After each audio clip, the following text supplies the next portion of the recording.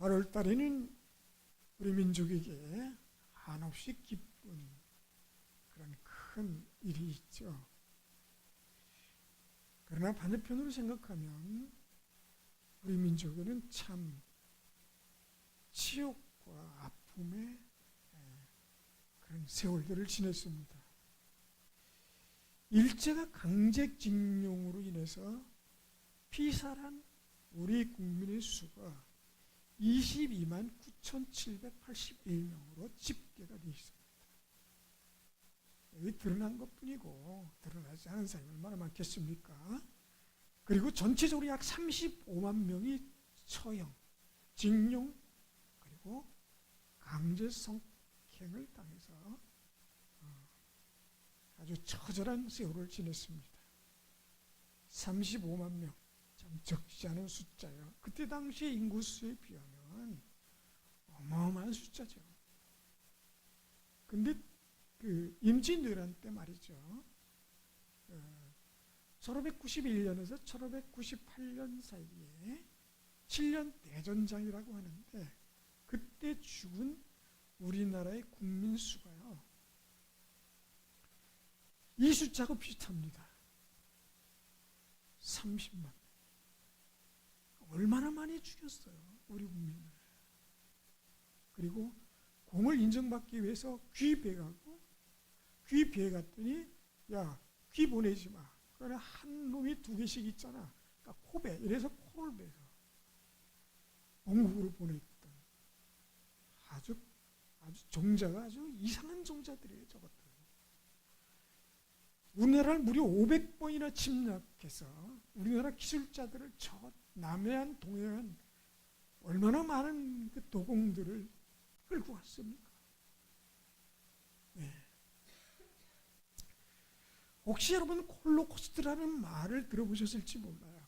1934년에서 1945년 사이에 히틀러가 일부 국가와 함께 조직적으로 반유대인 정책을 실시해서 약 600만의 유대인을 처형한 인류 최대 비극적인 사건으로 평가받고 있습니다. 네.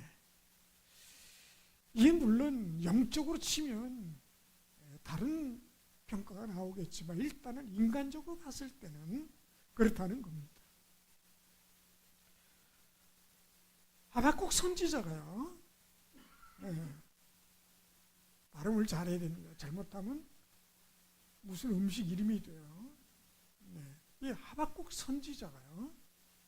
하박국 1장 1절에서 17절 사이에 하나님 앞에 처절한 질문을 던집니다.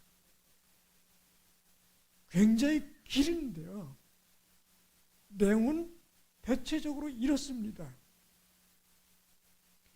여호와여, 내가 부르짖어도 주께서 듣지 아니하시니 어느 때까지리까? 내가 강포로 말미암아 외쳐도 주께서 구원하지 아니하시나이다. 어찌하여 내게 죄악을 보게 하시며 패악을 눈으로 보게 하시나이까? 겁탈과 강포가 내 앞에 있고 변론과 분쟁이 일어났나이다. 여러분, 율법이 해이하고 정의가 전혀 시행되지 못하오니 이는 악인이 의의를 에워쌌으므로 정의가 굽게 행하여 짐이니이다. 여호와께서 이르시되 너희는 여러 나라를 보고 또 보고 놀라고 또 놀랄지어다. 너희의 생전에 내가 한 가지를 행할 것이라. 누가 너희에게 말할지라도 너희가 믿지 아니하리라. 보라, 내가 사납고 성급한 백성 곧 땅이 넓은 곳으로 다니며 자기의 소유가 아닌 거처들을 점령한 갈대아 사람을 일으켰나니 그들은 두렵고 무서우며 당당함과 위함이 자기들에게서 나오며 그들의 군마는 표범보다 빠르고 저녁 이보다 싸나우며 그들의 마병은 먼 곳에서부터 빨리 달려오는 마병이라. 마치 먹이를 움키려 하는 독수리의 나름과 같으니라. 얼마나 강탈했는지 몰라요. 그 이유가 뭡니까? 하나님을 버렸기 때문에. 우리 민족은 왜 이런 끔찍한 고통을 겪어야 됩니까? 하나님을 알지 못하던 시대에 말이죠. 사실은 일반 우리보다 귀신을 더 많이 섬기는 나라예요. 기독교인들을 수십 박해한 나라입니다. 일제시대만 해도 우리 기독교인들을 얼마나 박해하고 몰아넣고 불로 태워 죽였습니까? 그러자 이 선지자가 말이죠, 나중에는 이런 질문을 던집니다. 주께서는 눈이 정결하심으로 악을 참아보지 못하시며 패역을 참아보지 못하시거늘 어찌하여 거짓된 자들을 방관하시며 악인이 자기보다 의로운 사람을 삼키는데도 잠잠하시나이까. 주께서 어찌하여 사람을 바다의 고기 같게 하시며 다스리는 자 없는 벌레 같게 하시나이까. 그가 낚시로 모두 낚으며 그물로 잡으며 투망으로 모으고 그리고는 기뻐하고 즐거워하여 그물에 제사하며 투망 앞에 분향하오니 이는 그것을 힘입어 소득이 풍부하고 먹을 것이 풍성하게 됨이니이다. 그가 그물을 떨곤 계속해서 여러 나라를 무자비하게 멸망시키는 것이 옳으니까. 이런 질문을 던져요. 그래요, 우리가 잘못했어요. 우리가 죄가 있습니다. 그래서 우리가 고통을 겪는 건 맞습니다. 그러나 저들은 우리보다 더 큰 죄인이잖아요. 그런데 왜 저들에게는 우리 것을 빼앗아 부자가 되게 하시고 우리는 왜 이렇게 강포를 당하면서 끔찍한 고통을 겪어야 합니까? 저들을 그냥 왜 두시는 겁니까? 이게 정의란 말입니까?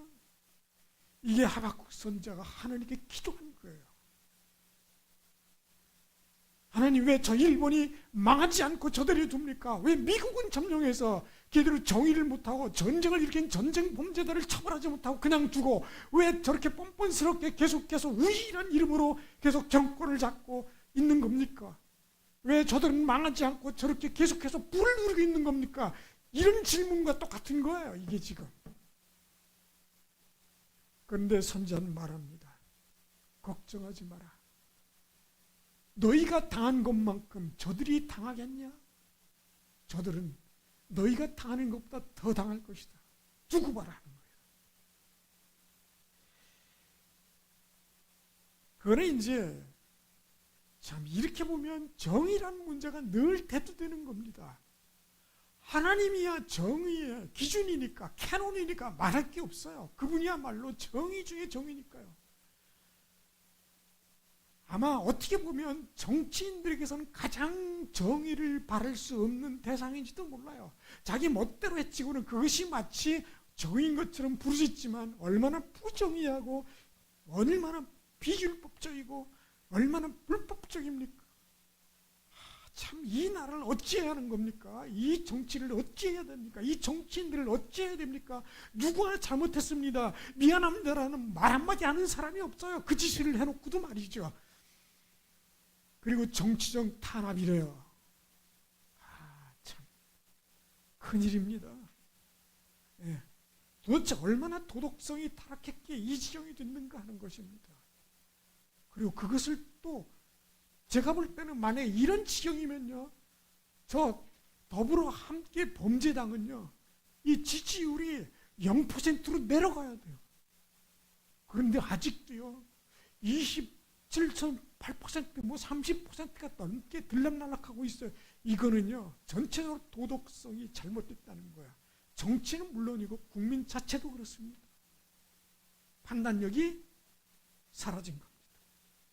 정의가 필요 없어요. 그냥 우리 편은 무조건 모르는 거예요. 그거는 잘못했어도 건드리면 안 돼요. 넘사벽이라고 그럽니다. 하나님께서는 그런 불의를 보고 하나님께서는 징계로 채찍을 하시는 거예요. 하나님의 율법도 마찬가지지만 하나님의 율법이 떠난 순간 불법이 판을 치는데 정의가 사라지는 겁니다. 우리 정치판과 똑같은 거예요. 여기 하나님께서 말씀하십니다. 14장, 에스겔서 14장 21절에 우리 같이 한번 읽어보겠습니다. 자, 다 같이 읽습니다. 시작. 주 여호와께서 이같이 이르시되 내가 나의 네 가지 중한 벌 곧 칼과 기근과 사나운 짐승과 전염병을 예루살렘에 함께 내려 사랑과 짐승을 그 중에서 끊으리니 그 해가 더욱 심하지 아니하겠느냐. 이게 지금 얼마나 끔찍한 징계인지를 그때 당시의 유대인들은 몰랐어요. 그러나 세월이 지나고 보니까 이것이 얼마나 끔찍한 징계고 형벌이었는지를 알게 되는 것입니다. 아주 역사의 면면이 내려오는 유대인들이 당하고 겪는 이 끔찍한 고통을 말이죠. 우리 민족은요. 중국에 쳐, 일본에 쳐. 요즘 좀 반짝 괜찮은 듯한데, 예. 요즘 좀 괜찮게 나가고 있잖아요, 솔직하게. 우리가 한국 사람이지만 좀 목 좀 들고 다니게 어디 외국에 나가도 한국 사람은 좀 알아줘요. 물론 그렇다고 괜히 잘난 척하다가 얻어 터지면 안 되는 거죠. 예. 우리 한국 사람의 여권 파워라는 게 있어요. 일본하고 이 싱가포르가 1위고 우리가 2위예요. 늘 일본이 우리보다 앞섭니다. 우리는 갈 수 없는 나라가 하나 있어요. 어딘지 아세요? 북한이요. 예. 그러니 1위가 될 수가 없어요. 어쨌든 뭐 1, 2가 중요한 게 아니라요. 한국의 여권은요, 이 프리패스 칸이 따로 있어요. 흔들고 가면 돼요. 요즘은 또 전자. 우리 그 여권 가지고 계신지 모르겠는데, 그 미국 다녀오신 분은 여권이 있으시죠? 저도 한 20년 전에 잠깐 단기 비자 갖고 있다가 지금은 없어졌습니다만은,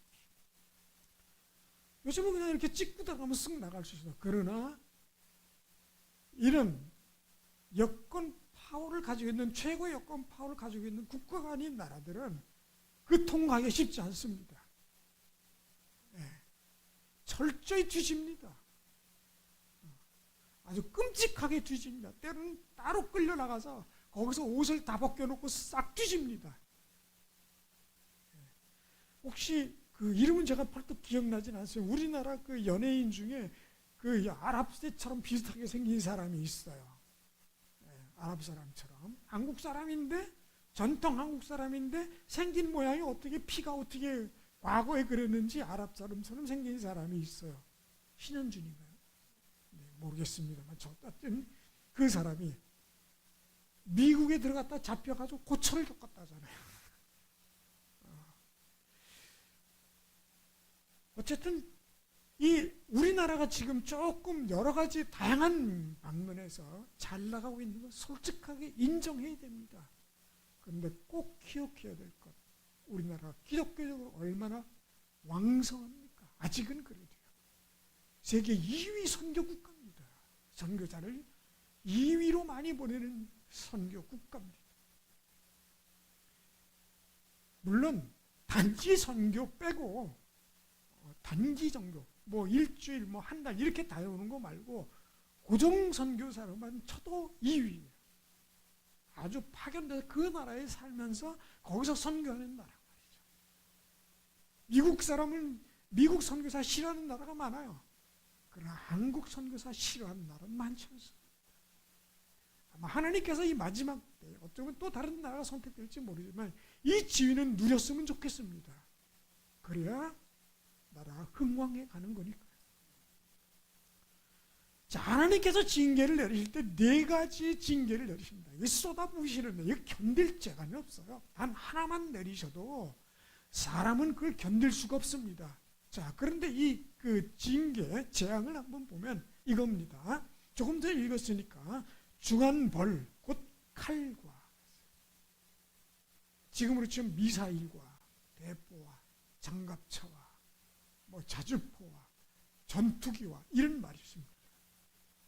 지금 우크라이나하고 러시아하고 전쟁하고 있는데 금방 끝날 것 같은 전쟁이 지금 1년 6개월이 넘어가고 있잖아요. 언제 끝날지도 모르고 말이죠.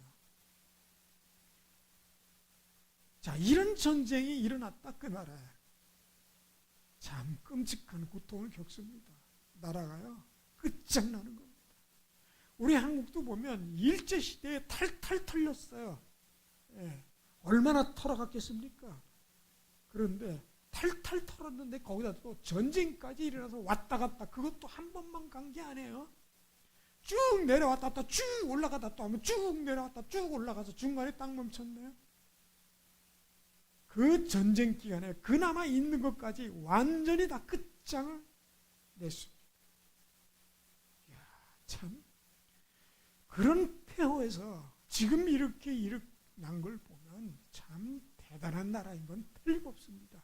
아니, 하나님께서 대단히 축복해 주신 것만은 틀림없습니다. 뭐가 잘나서요? 사실은.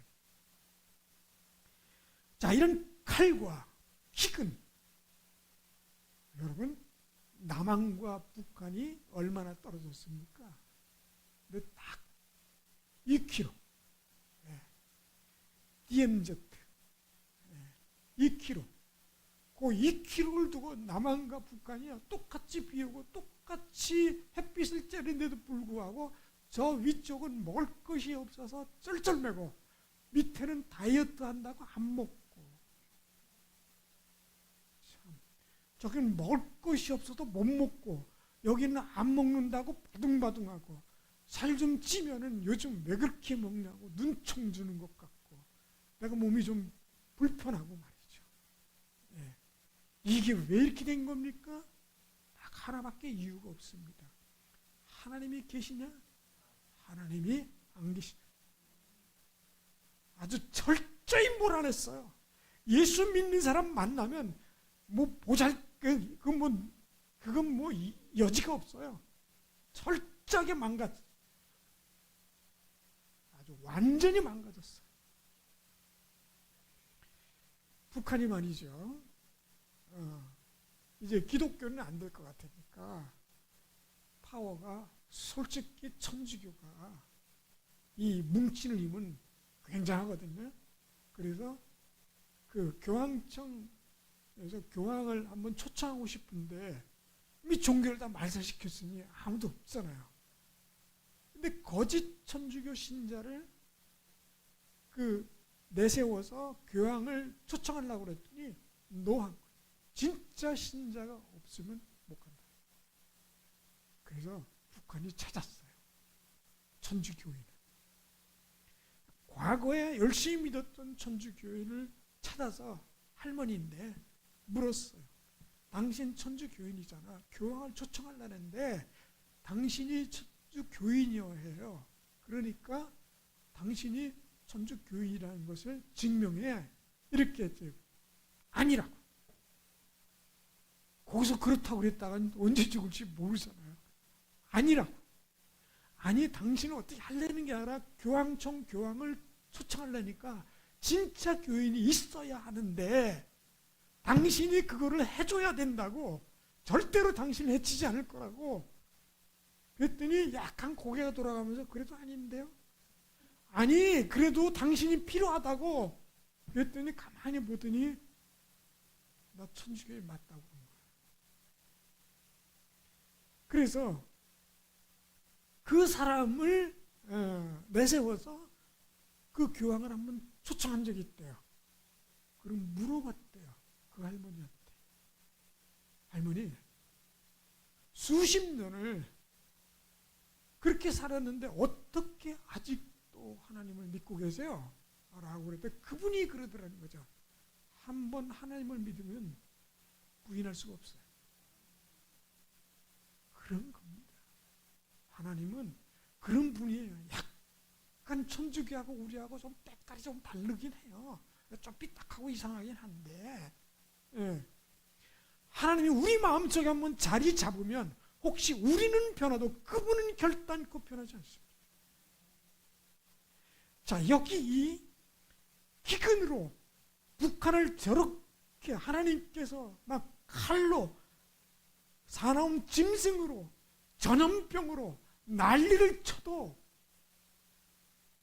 아주 그 지역이 완전히 멸망할 만큼 끔찍하게 하는 그 징계를 내리셔서 남아있는 게 없었어요.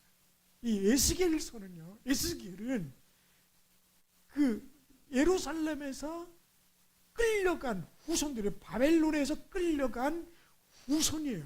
그때 당시에 선지자란 말이에요. 그래서 이 바벨론에 있었어요.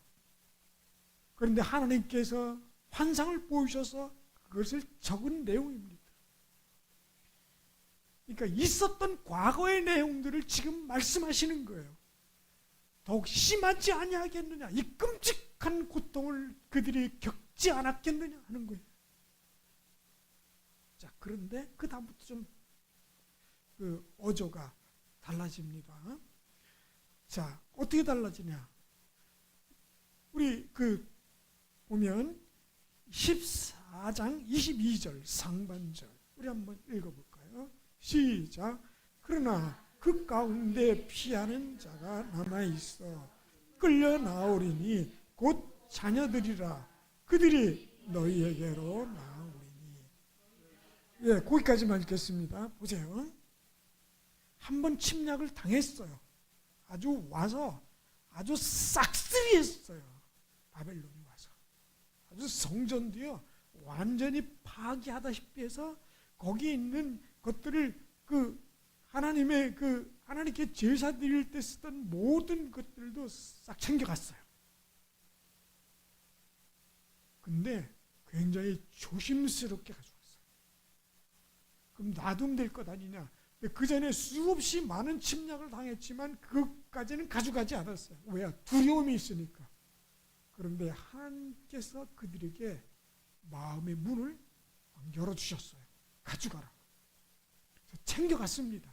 사람도 잡아가고 특히 제사장들, 지금 정치 지도자들, 우리도 어디 누가 정치 지도자를 안 잡아가는지 좀 잡아갔으면 좋겠어요. 싹 국회를 딱 털어가지고 하나도 남김없이 싹 털어서 가져갔으면 좋겠어요. 안 남겨도 되니까 새롭게 뽑으면 되잖아요.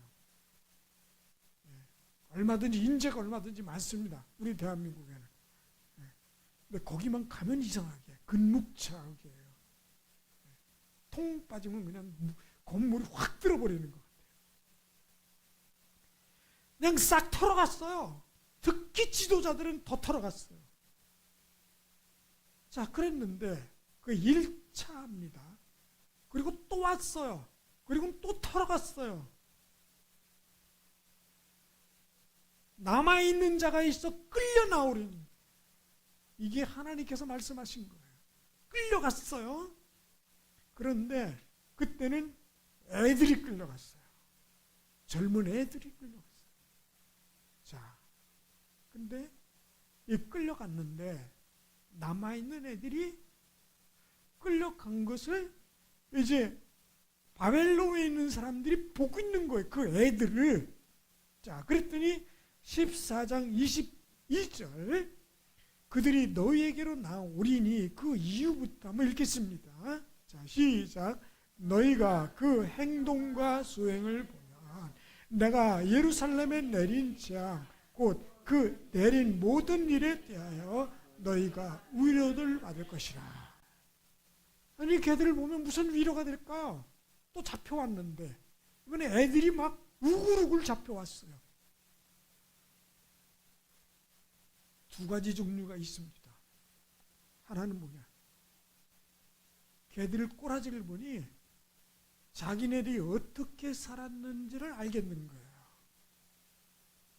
하나님은 믿는다고 하면서 말로는 하나님을 믿는다, 하나님을 사랑한다고 말로는 주절주절 떠드는데 하는 짓은 하나님이 싫어하는 분노를 일으킬 만한 행동들을 아이들이 하고 있는 거예요. 그걸 자기들이 가르치는 거거든요. 자기들을 보고 따라하는 거거든요. 자기들이 문화가 그렇게 만든 거예요. 그걸 보면서 무슨 생각을 합니까? 하나님께서 우리를 치시는데 우리를 완전히 망하도록 우리 죄만큼 치신 것이 아니구나. 위로가 돼. 저 애들을 보니 저 애들은 그 전에 바벨론 사람들이 와서 임신한 여인의 배를 그냥 갈라버리고 애들을 잡아가지고 그냥 통째로 들어가지고 바위에다가 깨가지고 그냥 으깨서 죽이고 말이죠. 그리고 눕혀놓고 노인들도 말이죠. 그 말로다가 자근자근 밟아서 온 몸을 다 터쳐서 깨뜨려서 죽여버리는 아주 끔찍한 그런 일을 했어요. 바벨론 사람들이. 얼마나 끔찍하게 했는지 몰라요.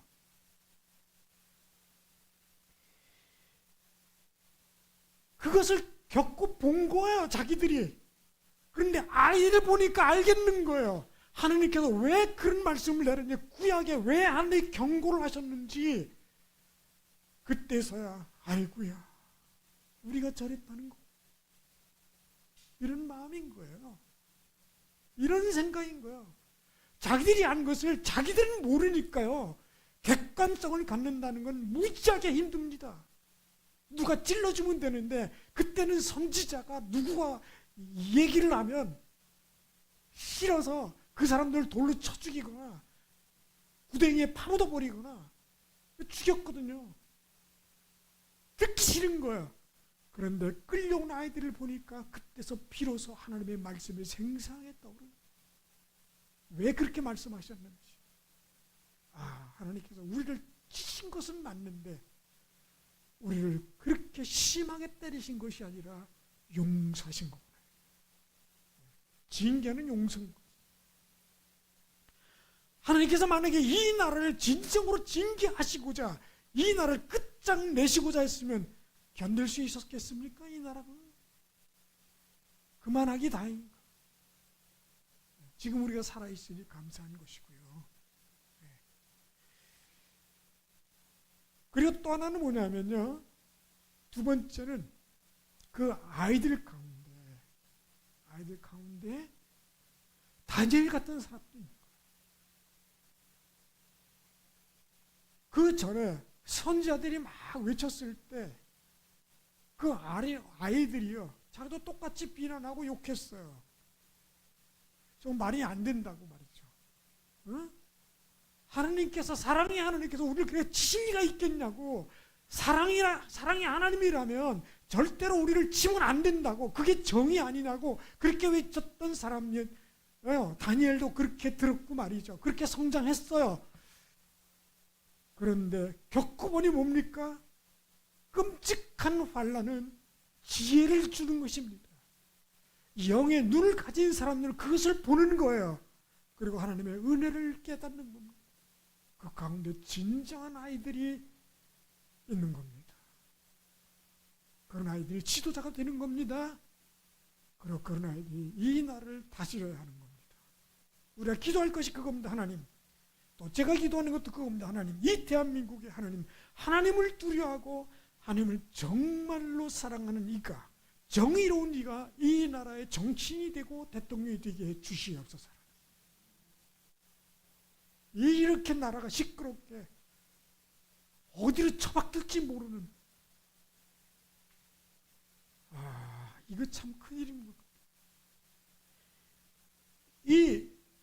그 바벨론에 가 있는 이 지도자들이요, 아이들이 줄줄이 끌려오는데요. 전부 쇠사슬에 묶여가지고 맨발로 발이 터지고 말이죠. 먹을 거, 마실 거를 못 먹고 제대로 못해서 점저리 줄로 메뚜기 엮듯이 쭉 엮여가지고 질질 끌려가는데 죽어버리면요. 만약에 쓰러지면 그냥 버리고 가요. 그렇게 해서 그 먼 길을 수천 킬로를 걸어서 끌려서 갔는데 그 아이들 가운데 눈이 또랑또랑한 아이들이 있는 거예요. 믿음으로. 그리고 그 어려움 가운데 기도하면서 하나님 우리의 잘못을 용서해 주십시오. 느헤미야도 다니엘도 기도하는 게 그겁니다. 하나님 우리 조상의 죄를 용서해 주시옵소서. 그겁니다. 우리도 기도할 것이 그거예요. 하나님 우리 조상의 죄를 용서해 주시옵시고 지금 우리 믿는 기독교인들의 죄를 용서해 주시옵소서. 이것이 늘 기도 앞에 전제되어야 하는 것이에요. 그게 우선되지 않으면 나라가 제대로 설 수 없어요. 좀 기독교인의 숫자가 줄어도 진정한 기독교인이 바로만 설 수 있다면 다시 부흥하는 것은 순간적입니다. 그게 안 되면 설렁설렁 아무것도 아닌 기독교인의 숫자만 늘어났지 오히려 욕먹는 기독교인이라면 차라리 해가 되는 것입니다. 그래서 위로가 되는 거예요. 에스겔서 14장 23절은 말씀합니다. 우리 다시 한번 읽어볼까요? 14장 23절 시작. 너희가 그 행동과 수행을 볼 때에 그들에 의해 위로를 받고 내가 예루살렘에서 행한 모든 일이 이유 없이 한 것이 아닌 줄을 알리라. 주 여호와의 말씀이니라. 하나님께서는 못난 이들을 징계하셔서 지혜롭게 만드시는데 때로는 끔찍한 고통을 통해서 그 일을 이루시기도 하는 거예요. 이 과정이 없으면 지혜가 생겨나지 않아요. 하나님을 몰라요. 하나님을 깨닫지 못합니다. 그런데 끔찍한 어려움을 겪고 나니 그분이 어떻게 역사하시는 것을 내 삶의 현장 속에서 늘 체험하는 것입니다. 내가 지금 어려워요. 그때 하나님께 기도하는 것입니다. 하나님, 더 이상 이런 삶을 살고 싶지 않아요. 하나님, 제가 하나님 앞에 다시 한번 멋진 삶을 살게 도와주시옵소서. 이 모든 영광을 주님께 돌리려고 합니다. 이 기도를 하나님 앞에 뜨겁게 드릴 필요가 있는 거예요. 그게 지혜인 거예요. 물론 견디는 인내가 필요합니다. 하나님께 징계 내리실 때는 벗어날 방법이 없어요. 하나님께 망하게 하고자 하면 그걸 버텨낼 인간이 어디 있습니까? 죽고 끝장나는 거예요. 깨달음을 주시려고 하시는 거예요. 그래서 바벨론에 있는 지도자들이 깨달음을 얻은 거예요. 아이들을 보면서 두 종류가 섞여 있어요. 그 끔찍한 아이들을 보면서 우리가 그랬구나, 이게 지혜인 거예요. 그걸 보고도 그걸 깨닫지 못하면 그거는 죽는 사람이에요. 또 한쪽에 눈이 또랑또랑한 다니엘 같은, 느헤미야 같은 사람들을 보면서 희망을 갖는 겁니다. 비록 우리가 그렇게 살았지만 저 아이들이 우리 영적인 지도자가 돼서 우리나라를 이끌어 갈 것이구나 라고 하는 희망을 갖는 거예요. 그리고 마지막으로 중요한 것이 있습니다. 하나님이 우리를 버리지 않으셨구나. 하나님께 버리셨으면요, 이런 희망 자체가 없습니다. 하나님이 북한을 버리셨나요? 저는 아니라고 생각합니다. 지금도 북한에요, 우리는 알 수 없는 수많은 기독교인들이 들으지 못하고 혼자 조용하게 소리도 못 내고 혼자 찬송하고 기도하고 예배드리며 하나님 앞에 기도할 거예요. 하나님, 빨리 이 끔찍한 시기가 지날 수 있게 해달라고 말이죠. 하나님께 그 기도를 듣고 계실 것입니다. 다만 그때와 기한은 하나님께서 정하실 것입니다. 그러기에 저는 단언할 수 있습니다. 멀지 않았을 것이다. 멀지 않았다. 제 생애 동안 그 일이 일어날지 아니면 제 생애가 끝난 후에 일어날지 모르지만 반드시 하나님께서 이 마지막 때 남과 북을 놀랍게 들어 사용하실 것이라는 것이 분명합니다. 그 평양의 예루살렘이라고 하는 수많은, 그리고 전국에 얼마나 많은 교회들이 있으며 교회가 있었고 교인들이 있었습니까?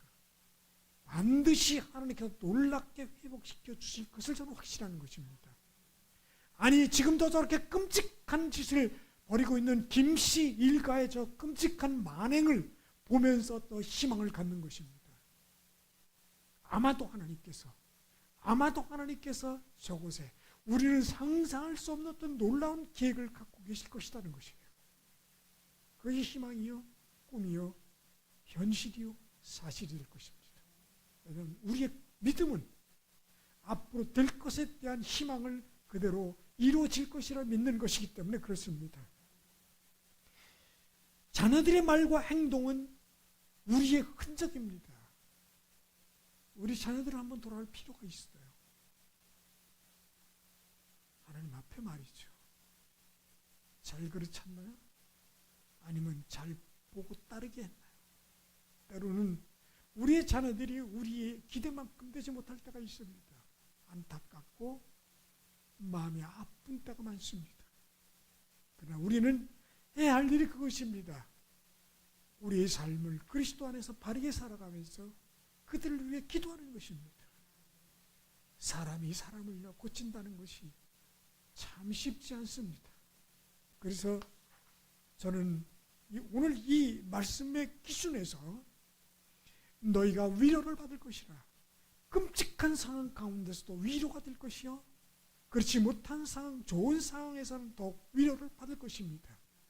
저는 여러분이 모두 다 하나님의 축복 속에서 넉넉한 충분한 위로가 될 수 있기를 주의 이름으로 축원을 드립니다. 다 같이 기도드립니다. 하나님, 저희들에게 놀라운 위로를 허락하여 주시옵소서. 이제 하나님, 고난과 역경, 환난과 어려움이 저희들에게 위로가 됨과 동시에 또한 하나님, 그 모든 것이 하나님의 축복이 됨으로 말미암아 큰 위로가 되기를 간절히 소원합니다. 하나님, 저희뿐 아니라 저희의 자녀들이, 저희 주변인들이 모두 그런 축복의 사람들, 위로의 사람들 되게 하여 주시옵소서. 또한 우리 자신들이 다른 사람들이 타인들에게 있어서 진정한 위로자가 되게 하여 주시옵소서. 예수 이름으로 기도드렸습니다. 아멘. 다 같이